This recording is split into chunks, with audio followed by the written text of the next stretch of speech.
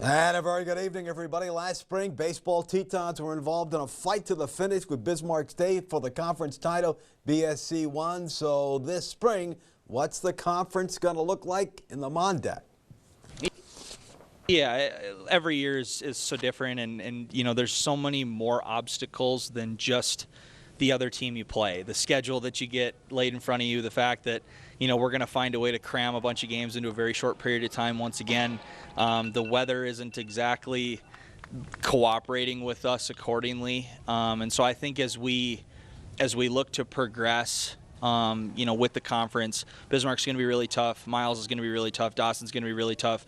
Lake Region's always really scrappy. We actually got to see Botno in Arizona in a non-conference game, which was great. So we actually have a little bit of an idea as to what to expect because we didn't even play them last year in the conference. We actually got that series canceled and we didn't make it up. And so you never really know what you're going to get. Everybody's relatively young. Miles is probably the most experienced team in terms of like having sophomores, but they don't have a lot of experience in terms of guys that played. They have a lot of third-year guys left from the COVID years and things like that. And so it's going to be a lot of fresh faces as everybody's going to try to learn everybody as quick as possible. It'll be a lot of conversations with other coaches, you know, around the league trying to get some scouting reports. So should be really competitive. All right, keep the faith. They hope to play this weekend somewhere. Keep those fingers crossed for the baseball Tetons and softball Tetons. They have worked very, very hard to keep positive. All right, what a Final Four. We have such a great, great weekend of college basketball. And when the smoke cleared, this is what we got. Florida Atlantic, never been to the Final Four. Can you imagine the excitement on that campus? And San Diego State's never been there either. So that'll be 509. The fan bases from both are just got to be really, really jacked as they make their way to Houston. UConn, of course, they're the only club that's been there before. Outstanding program, no question about that. They're back on top. And Miami, Jimmy Larinaga, when I was growing up in Massachusetts, would follow the Providence College Friars. He was a big star for them. Went to George Mason. I Googled George Mason. Sure enough, that was the same Jimmy Larinaga, 74 years old. He told CBS he has no plans to retire. Good for him. Going to be a very, very fun Final Four like the State B. It's going to be wide open.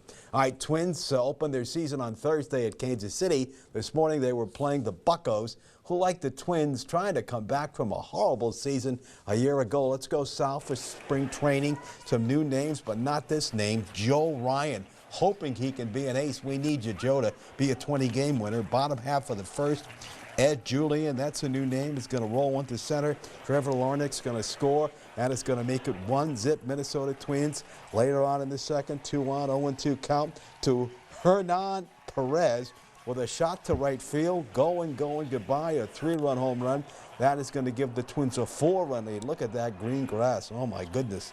Next inning, it's going to be a base hit here from Donovan Solano to right field. So it's a 7-run lead. They go on to win 8-4, as Tom Kelly would say, save some of those runs for the opener on Thursday. In that one at 3:10, Pablo Lopez, the guy who they traded away, was, of course, a batting champ. You got a lot of making up to do, Mr. Lopez, in my book. And Zach Greinke is going to be in the Hall of Fame someday.